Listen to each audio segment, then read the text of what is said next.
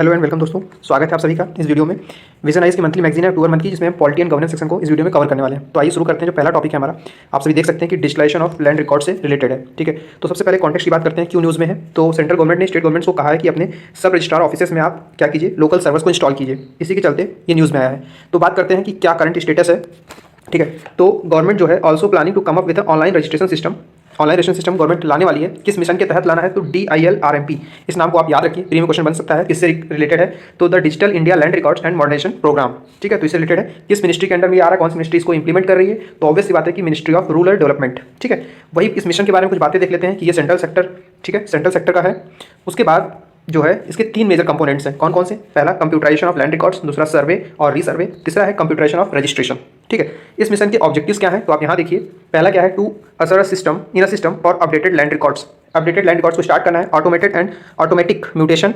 Next है कि integration between textual and spatial records, वही interconnectivity between revenue and registration, and to replace the present deed of registration and presumptive title system with that of conclusive titling. तो आप ये देख सकते हैं कि इसमें ऑब्जेक्टिव भी डिफाइन है कि बेसिकली इनका ऑब्जेक्टिव यही है कि जो हमारे लैंड रिकॉर्ड्स हैं उनको डिजिटलाइज किया जाए और उनका digitalisation with effective system and state of the art technology से हो। ये बेसिक आप ध्यान रख सकते हैं। इसका सिग्निफिकेंस क्या है, क्या क्या इंपॉर्टेंस है इस चीज़ को करने के, तो इससे बेटर क्रेडिट डिलीवरी होगी टू द रूरल एरियाज। ठीक है, इसके अंदर जो पैराग्राफ में है वही चीज़ की है कि क्रेडिट कैसे हेल्प कर सकता है। जैसे बैंक, जो विलेज में रहने वाले लोग हैं उनके पास बैंकेबल एसेट्स ज़्यादा होंगी। इट मीन्स कि अपने लैंड रिकॉर्ड्स को बैंक के सामने प्रोड्यूस करके उसके ऊपर क्रेडिट गेन कर सकते हैं। ऐसे MSME सेक्टर में हेल्प होगा। ठीक है, एक तो ये हुआ। सेकंड है कि रिड्यूस्ड लिटिगेशन होगा, लिटिगेशन में कमी आई कैसे, इससे ट्रांसपेरेंसी बढ़ेगी। रिकॉर्ड हमारे पास होगा तो बार बार जो है लिटिगेशन की समस्या नहीं आएगी। थर्ड है इंफ्रास्ट्रक्चर में। ठीक है, इससे क्या होगा कि हमारा न्यू इंफ्रा डेवलप करने में काफ़ी मदद होगी, बिकॉज सभी जो प्रॉब्लम्स होगी उसकी जल्दी से एड्रेस होगा, तो इंफ्रा डेवलपमेंट जल्दी आएगी। लैंड एक्विजिशन का फास्ट होगा, रिहेबिलिटेशन फास्ट होगा, and so on. You can easily comprehend what is the benefits of this type of digitalisation of land records. Revenue generation में काफ़ी हेल्प होगी। ठीक है, लोकल रेवेन्यू में इंक्रीमेंट देखने को मिलेगा। Enhance efficiency in policy making, बिल्कुल पॉलिसी मेकिंग में। क्यों, क्योंकि हमारे पास रिकॉर्ड्स पहले से मौजूद है, तो हमको क्या स्टेप लेने, कितने हमारे पास लैंड अवेलेबल है, सब आइडिया हमको रहेगा, तो पॉलिसी मेकिंग काफ़ी इफेक्टिव होगी। वहीं फ्रॉडलेंट ट्रांजैक्शन पे काफ़ी रोक लगेगी। आप समझ पा रहे हैं कि इसे बहुत सारे केसेस में क्या होता है कि एक ही प्रॉपर्टी को कई बार सेलिंग किया जाता है, तो इसे आप समझ सकते हैं। उसके बाद क्या है कि जो बेनिफिट है वेलफेयर स्कीम को, उसको डिस्पर्सल इजी हो जाएगा। ठीक है, नेक्स्ट है कट डाउन ह्यूमन इंटरफेरेंस। जहाँ भी ह्यूमन इंटरफेरेंस होता है, डिस्क्रिप्शन होता है, वहाँ पे फ्रॉड के चांसेस बढ़ जाते हैं। तो अगर यहाँ पे ह्यूमन इंटरफेरेंस को कम हो रहा है तो काफ़ी ज़्यादा अच्छी बात है। ठीक है, अब इस डिजिटलाइजेशन के फायदे क्या क्या है, अब तक क्या स्टेटस रहा है इनका, तो देखो लगभग 94% विलेजेस हैं जिनका कंप्यूटराइजेशन ऑफ लैंड रिकॉर्ड हो चुका है। वहीं 29 स्टेट्स हैं इंडिया के जिसमें पार्टिसिपेट कर रहे हैं, और 75.878% जो सब रजिस्टर ऑफिसेस हैं जिनमें प्रॉपर्टी और लैंड रिकॉर्ड्स का रजिस्ट्रेशन हो रहा है डिजिटलाइज। ठीक है, 70.4% कैडेस्ट्रल मैप तैयार किए गए। तो दोस्तों यहाँ पे क्वेश्चन बनता है कैडेस्ट्रल मैप क्या होते हैं। तो ऐसे मैप जिसमें रियल एस्टेट की बाउंड्रीज को डिफाइन किया होता है। ठीक है, और क्या ओनरशिप है किसके पास वो भी डिफाइन होता है। ठीक है, ऐसे जो टेक्सुअल और स्पेशल डेटा इंटीग्रेशन है वो भी लगभग 60.67% विलेजेस में हो चुके हैं। ठीक है, यहाँ पे ऑब्जेक्टिव्स दिए हुए हैं, तो आप ऑब्जेक्टिव देख सकते हैं कि बेसिकली इनका ऑब्जेक्टिव ये है कि जो लैंड रिकॉर्ड्स का डिजिटलाइजेशन करना है उसका ऑटोमेटिक फिटिंग हो। ठीक है, इंटीग्रेशन बिटवीन डिफरेंट सिस्टम हो, एंड इंटरकनेक्टिविटी को भी स्टेबलाइज करना चाहते हैं, और state of the art technology का यूज करके ये चीजें कर रहे हैं। फिर क्वेश्चन ये होता है कि how land ownership recognised in India. India में कितने प्रकार से लैंड ओनरशिप रिकॉग्नाइज होता है, तो पहला रिकॉर्ड ऑफ राइट से। ठीक है, दूसरा होता है रजिस्टर्ड सेल डीड से। ठीक है, ये प्रूफ होता है कि प्रॉपर्टी हैज बीन सोल्ड।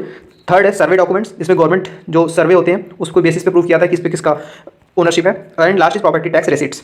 ठीक है, वही देखते हैं क्या क्या डिजिटलाइजेशन में क्या क्या समस्याएं आ रही हैं। तो देखिए सबसे पहले लीगेसी का इशू है। लीगेसी इशू मतलब कि इसे जो भी पहले से हमारे पास मैप में इशू चल रहे थे, बहुत सारे लैंड एरिया के बाउंड्री क्लियर नहीं थे, तो वो भी ऐसे ही फिट कर दिए गए हैं। तो इसमें अभी भी वो चीज़ इशू रह गया है, बार बार प्रॉब्लम्स को देखा जा रहा है। वहीं पे सब डाटा कलेक्शन है, ये भी लगभग इसी से टाइप सिस्टम है। रॉन्ग डाटा एंट्री हो गई है, lack of standard information, mismatch of digital data, ये सब प्रॉब्लम्स है। ठीक है, उसका नेक्स्ट है जो क्या है कि लिमिटेड कैपेसिटी ऑफ एडमिनिस्ट्रेशन। ठीक है, इसमें क्या हमारे पास टेक्निकल स्किल की जरूरत है। ठीक है, बहुत सारे ग्राउंड लेवल पे चीज़ों को ध्यान रखने की जरूरत है। फिर non uniformity across the state, सभी स्टेट्स जो हैं एक जैसे नहीं है, कुछ टेरेन का हिली है, कुछ का प्लेन है, कुछ कोस्टल है, तो सबके लिए डिफरेंट डिफरेंट पॉलिसी की जरूरत है। Lack of coordination in various nodal agencies, ये प्रॉब्लम है। फिर डिजिटल गैप की प्रॉब्लम है, digital divide, digital gap, data leaks and threat of cyber attacks, potential for consumer profiling, threat issues हैं। And other issues में आप देख सकते हैं कि जेंडर इनइक्वलिटी एक बड़ा फैक्टर है। ठीक है, वहीं पे अगर अदर मेजर देखें कौन कौन से हैं, तो यहाँ पे कुछ चीज़ें दी हुई हैं। जैसे एक इंपॉर्टेंट जो है इसमें आप स्वामित्व मिशन की बात कर सकते हैं, और भूनक्शा। ठीक है, भूनक्शा जो है यहाँ पे एक सोल्यूशन है for digital cadastral mapping. Cadastral mapping मैंने शुरू में बता दिया क्या होता है। और स्वामित्व मिशन जो है आबादी, विलेज के आबादी एरिया को, और जो एरियाज है जहाँ पे आप खेती करते हैं उस एरिया का रिकॉर्ड ही रखता है। ठीक है, और लैंड रिकॉर्ड्स को कॉन्स्टिट्यूशन में जो 22 लैंग्वेजेस हैं उनमें सभी जो पॉसिबल हो उसमें प्रोड्यूस करने की बात की गई है। ठीक है, स्टेट लेवल पे क्या एफर्ट हुए हैं इसको, तो कर्नाटका ने भूमि प्रोजेक्ट स्टार्ट किया है। ठीक है, सेंटर और स्टेट के साथ मिलकर, और वहीं पे तेलंगाना का धरनी प्रोजेक्ट काफ़ी इंपॉर्टेंट है। ठीक है, अब वे फॉरवर्ड की बात करें तो डिजिटलाइजेशन में क्या क्या वे फॉरवर्ड हो सकता है, तो देखिए गवर्नमेंट एम्प्लॉइज जो है उनको अप्रोप्रिएट स्किल देना। ठीक है, सिक्योरिटी मैनेजमेंट सिस्टम को अडॉप्ट करना। ठीक है, उसके बाद undertaking surveying and mapping of the land, ये इंपॉर्टेंट है। कैपेसिटी बिल्ड करना, सारे टेक्सुअल डाटा को अपडेट करना है, ठीक है, कंडक्ट अवेयरनेस जनरेशन प्रोग्राम चलाने हैं हमको, और build uniform standards across the states, हमको ये चीज़ें करनी है, ठीक है। तो आइए नेक्स्ट क्या है, नेक्स्ट आर्टिकल हमारा प्रिवेंटिव डिटेंशन से रिलेटेड है, ठीक है। इंडिया में प्रिवेंटिव डिटेंशन के क्या क्या गाइडलाइंस हैं, क्या क्या ग्राउंड्स हैं, तो ये बात करते हैं। सबसे पहले हम बात करते हैं कि न्यूज़ में क्यों है। तो न्यूज़ में इसलिए बिकॉज सुप्रीम कोर्ट ने अभी हाल ही में कहा है कि जो प्रिवेंटिव डिटेंशन है वो केवल एक्सेप्शनल केसों में ही यूज़ होना चाहिए, तो इस वजह से न्यूज़ में आया है।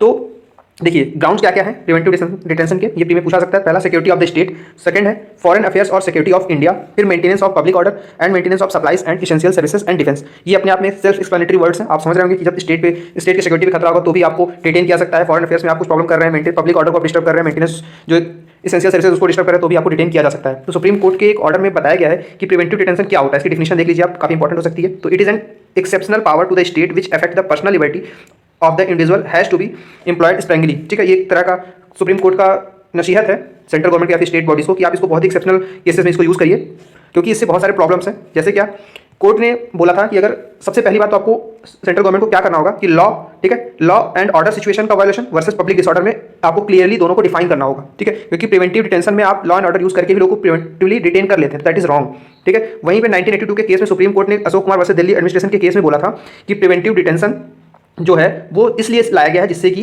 Device to afford protection of society को प्रोटेक्शन दिया सके, इसलिए मतलब कि प्रिवेंटिव डिटेंशन को गलत नहीं बताया था, ठीक है। यहाँ पे बताया कि objective to not punish man for having done something but to intercept before he does, मतलब बेसिकली से बताया गया कि प्रिवेंटिव डिटेंशन का मतलब ये है कि पर्सन को कुछ गलत करने से पहले ही उसको रोक देना, ठीक है, यह चीज़ है। फिर प्रिवेंटिव डिटेंशन की बात करें तो डिटेंशन होता है एक तरह का जिसमें पर्सन को, ठीक है, रीजनेबल अप्रीहेंशन के बेसिस पे उसको अरेस्ट कर लिया जाता है, ठीक है। The person is confined in custody without the undergoing trial भी उसके ऊपर नहीं चलता है, ठीक है। उसके बाद जो constitution gives protection against the arrest against the detention, article 22(1) and 22 में अरेस्ट और डिटेंशन के अगेंस्ट में पर्सन को राइट्स देता है, ठीक है। उसका protection are not available to the person arrested और detain under the preventive detention law, article 22 sub clause 3। इसके एक्सेप्शन भी है, हालांकि आप कॉन्स्टिट्यूशन 22(1) और 22(2) आर्टिकल के तहत प्रोटेक्शन देता है अरेस्ट के अगेंस्ट, लेकिन अगर आप अरेस्ट होते हैं 22 सब क्लॉज 3 के अंडर द प्रिवेंटिव डिटेंशन तो आपको कॉन्स्टिट्यूशन किसी भी प्रकार की कोई भी रक्षा नहीं देता है, ठीक है। नेक्स्ट बात करते हैं तो इसमें जो मल्टीपल लॉज हैं हमारे, जैसे ठीक है, एनडीपीएस 1985 का अनलॉफुल एक्टिविटीज प्रिवेंशन एक्ट, ये सभी जो आपके हैं वो प्रिवेंटिव डिटेंशन को परमिट करते हैं। अब एक डेटा आप देख लीजिए, एनसीआरबी की डेटा कह रहा है कि 2021 में लगभग 1.1 लाख लोग प्रिवेंटिव डिटेन किए गए थे, जिसमें से अब तक के 2017 से सबसे ज़्यादा डिटेंशन है। आप इसे कोट कर सकते हैं अपने आंसर्स में। वहीं सीआरपीसी की बात करें तो सीआरपीसी पे सेक्शन 151 जो है इसमें प्रिवेंटिव डिटेंशन की बात कही गई है, ठीक है। अब कॉन्स्टिट्यूशनल प्रोविजन देख लें क्या है, तो आर्टिकल 22(1) कहता है कि कोई भी पर्सन को no person can be detain in custody without being informed of grounds और अरेस्ट एंड और shall be denied right to consult और be defended by the legal practitioner, ठीक है। आप किसी को ऐसे भी अरेस्ट नहीं कर सकते बिना उसको कॉज बताए, और उसको कभी भी ये डिनाई नहीं कर सकते कि आप लीगल प्रैक्टिशनर लें, ठीक है। उसको जब उसकी जरूरत होगी वो ले सकता है। आर्टिकल 22(2) की बात करें तो every person who is arrested और detained in custody shall be produced before magistrate within the 24 hours such an arrest, ठीक है। Within the 24 hours magistrate के सामने उसे प्रोड्यूस करना होता है, ठीक है। अगर मजिस्ट्रेट की अथॉरिटी नहीं है तो किसी को भी 24 आवर्स के बाद अरेस्ट नहीं किया जा सकता। वहीं इसका एक्सेप्शन आर्टिकल 22(3) है कि अब 2 क्लॉसेस, जो भी ऊपर दोनों क्लॉसेस हैं, will not apply to a person, उस पर्सन पे अप्लाई नहीं होगा जो प्रिवेंटिव डिटेंशन के अकॉर्डिंग अरेस्ट हुआ है। वहीं 22 सब क्लास 4 कहता है no person can be detain for more than a period of 3 month unless an advisory board confirms, ठीक है। ये भी है कि आप 3 महीने से ज़्यादा डिटेन भी नहीं कर सकते जब तक कि उसको कोई एडवाइजरी बोर्ड कंफर्म नहीं करती है, ठीक है। वहीं आर्टिकल 22(4) का एक्सेप्शन भी अपने आप में है। क्या एक्सेप्शन है? Article 22 sub clause 7 clause B, ठीक है। ये कहता है कि a person can be preventively detain for more than 3 months without opinion of an advisory body if Parliament provides by the law, ठीक है। क्या लॉ से प्रोवाइड कर सकता है? पार्लियामेंट चाहे तो कितना टाइम तक उसे डिटेन किया जाएगा लॉ में डिफाइन कर सकती है, और क्या सर्कमस्टांसेस होंगे, क्या क्लास ऑफ पर्सन है, कौन से लोग ऐसे गिरफ्तार किए जाएंगे, ये सभी पूरी राइट पार्लियामेंट के पास। अगर पार्लियामेंट लॉ बनाती है तो बिल्कुल ये काम हो सकता है। आइए आगे देखते हैं प्रिवेंटिव डिटेंशन के साथ क्या क्या इशू है। तो सबसे पहला चीज यही कि एग्जीक्यूटिव की टायरनी है, एग्जीक्यूटिव जो चाहे वो कर सकता है। सेकंड क्या है, ये फंडामेंटल राइट्स को वायलेट करता है। तो ये इंपॉर्टेंट क्वेश्चन है, आप इसे बिल्कुल ध्यान रखिए कौन कौन से राइट्स में वायलेट हो रहे हैं। तो सबसे पहले article 21 right to life violate हो रहा है, ठीक है। Article 19 freedom of expression, article 14 right to equality, ये सभी ब्रीच होते हैं। मिस यूज ऑफ पावर है इसमें, क्योंकि डेटा कहता है कि अप्रॉक्स 78.33% जो डिटेंशन केसेस थे 2018 से 20 में वो इनकरेक्ट थे। बहुत ही इंपॉर्टेंट बात, अगर आप क्रिटिसाइज कर रहे हैं इसे तो आप इस डाटा को कोट कर सकते हैं।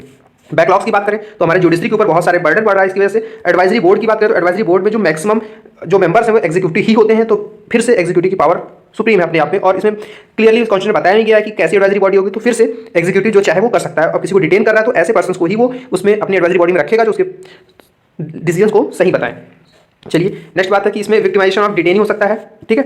अब बात कर लेते हैं कि इसमें कौन कौन से लॉज हैं इंडिया में जो इसको बात करते हैं कि प्रिवेंटिव डिटेंशन को सपोर्ट करते हैं। तो पहला क्या है, फर्स्ट प्रिवेंटिव डिटेंशन एक्ट 1950 का है, ठीक है। सेकंड है मीसा एक्ट, ठीक है। ये आपको नाम पता होना चाहिए, आप आंसर में कोट कर सकते हैं। मीसा एक्ट को रिमूव कर दिया गया था 14th अमेंडमेंट एक्ट के तहत 1978 में। वहीं हमारे पास है foreign exchange and prevention of smuggling activities act 1974 का, वहीं पे है टाडा एक्ट 1985 का, और लास्ट में है कोडा 2002 का, ठीक है। ये भी सिमिलर है टेडा के। टाडा क्या है, terrorist and disruptive activities prevention act 1985 में आया था। वहीं पे जो कोटा है वो प्रिवेंशन ऑफ टेररिज्म एक्ट 2002 में आया था, ठीक है।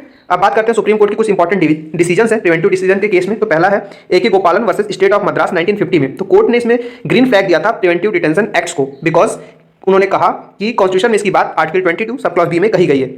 वहीं Sibal Lal versus state of UP के केस में सुप्रीम कोर्ट ने कहा था कि India stated that a court room is not even competent to inquire into the reality और in case of facts which are reference to the ground of detain, ठीक है। वहीं Shambhunath Shankar versus state of West Bengal के case में supreme court ने इसे फिर से एक बार बोला कि sometime it is necessary for the state to take such extreme step to maintain the security of country. मतलब कि प्रिवेंटिव लॉज को फिर से यहाँ पे इन्होंने वैलिड बताया, ठीक है। अब वे फॉरवर्ड की बात कर लेते हैं। तो जो इसका लीगल रिप्रेजेंटेशन है, ठीक है, डिटेन शुड हैव प्रोवाइडेड, मतलब हमको बताना है कि क्या क्या हो सकता है। तो लीगल रिप्रेजेंटेशन देने की बात की गई है। जो डिटेनी है उसके पास राइट हो कि वो एक लॉयर को कंसल्ट कर सके और अपने केस को हैंडल कर सके।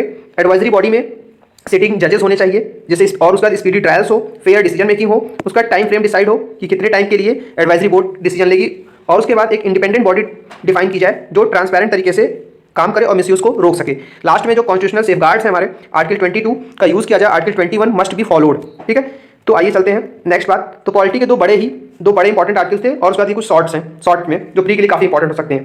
तो governor and council of minister की बात है, तो इसमें कुछ आर्टिकल आपको याद रखने। केरला गवर्नमेंट में डेडलॉक की सिचुएशन बन गई है गवर्नर और स्टेट की गवर्नमेंट के बीच में। तो आर्टिकल 164 यहाँ पे इंपॉर्टेंट न्यूज में आ जाता है। 164 कहता है कि the chief minister shall be appointed by the governor, ठीक है।